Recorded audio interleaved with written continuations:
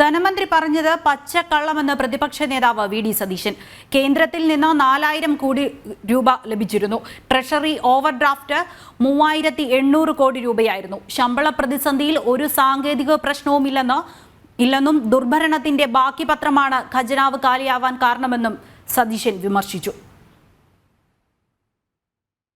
കേരളം ഭരിക്കുന്ന ധനകാര്യമന്ത്രി മിസ്റ്റർ ബാലഗോപാൽ അങ്ങ് കേരളത്തിലെ ജനങ്ങളോടും ജീവനക്കാരോടും പറയുന്നത് പച്ചക്കള്ളമാണ് എന്ന് പറയാൻ ഞാൻ ആഗ്രഹിക്കുന്നു. എന്തുകൊണ്ടാണ് നിങ്ങൾക്ക് ശമ്പളം കൊടുക്കാൻ പറ്റാതെ പോയത്? എന്തുകൊണ്ടാണ്? ആദ്യത്തെ 4-5 പ്രവൃത്തി ദിവസക്കാലം 4500-5000 കോടി രൂപയ്ക്കിടയിൽ വേണം ക്യാഷ് ഔട്ട്ഫ്ലോ. സംസ്ഥാനത്തിന്റെ ക്യാഷ് ഔട്ട്ഫ്ലോ എന്ന് പറയുന്നത് 4500-5000 കോടി രൂപയാണ്.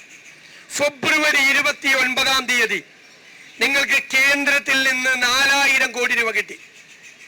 2736 കോടി നികുതി വിഹിതവും പിന്നെ IGST വിഹിതവുമായി 4000 കോടി രൂപ നിങ്ങളുടെ കയ്യിൽ കിട്ടി. എന്തുപറ്റി?